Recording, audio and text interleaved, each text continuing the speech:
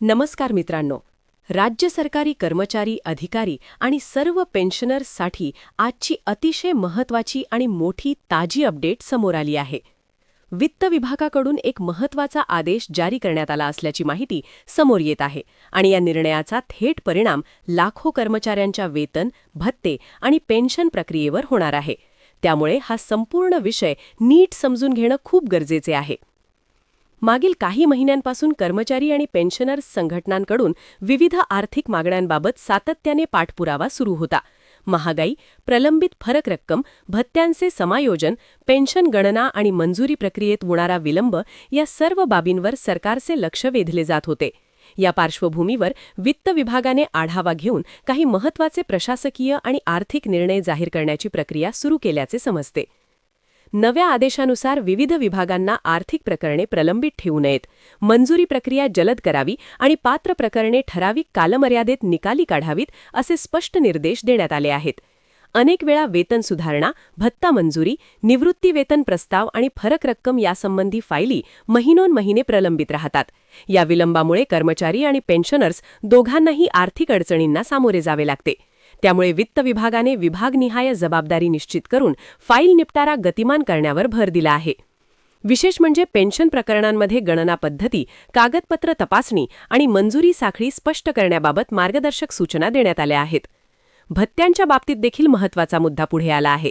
महागाई भत्ता, प्रवास भत्ता, विशेष भत्ते आणि इतर अनुदान यासाठी निधी उपलब्ध असूनही प्रक्रिया विलंबामुळे रक्कम थांबते अशी अनेक तक्रारी होत्या.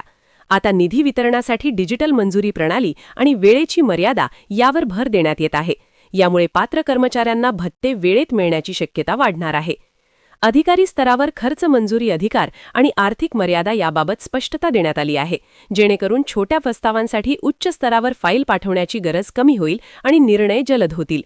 पेन्शनरसाठी हा निर्णय विशेष दिलासादायक मानला जात आहे. निवृत्ती वेतन प्रस्ताव, सुधारित पेन्शन, कुटुंब पेन्शन आणि फरक रक्कम प्रकरणे प्राधान्याने निकाली काढावीत असे निर्देश दिले गेले आहेत. अनेक निवृत्त कर्मचाऱ्यांची फाईल केवळ तांत्रिक त्रुटी किंवा कागदपत्र पडताळणी अभावी अडकून राहते. आता अशा प्रकरणांसाठी तपासणी यादी आणि मानक प्रक्रिया लागू करण्याचा प्रयत्न सुरू आहे. बँक आणि कोषागार यांच्यातील समन्वय वाढवण्यावरही भर देण्यात येत आहे, जेणेकरून मंजूर रक्कम खात्यात जमा होण्यात उशीर होऊ नये. या आदेशाची अंमलबजावणी आदेश जारी झाल्याच्या तारखेपासून लागू मानली जाते. मात्र प्रत्यक्ष फायदा विभागनिहाय अंमलबजावणीवर अवलंबून असतो. त्यामुळे प्रत्येक कर्मचारी आणि पेन्शनरने आपल्या विभागातील प्रशासन शाखेशी संपर्क ठेवणे महत्त्वाचे आहे. वेतन स्लिप, सेवा पुस्तिका, पेन्शन कागदपत्रे आणि बँक तपशील अद्ययावत आहेत का हे तपासणे आवश्यक आहे.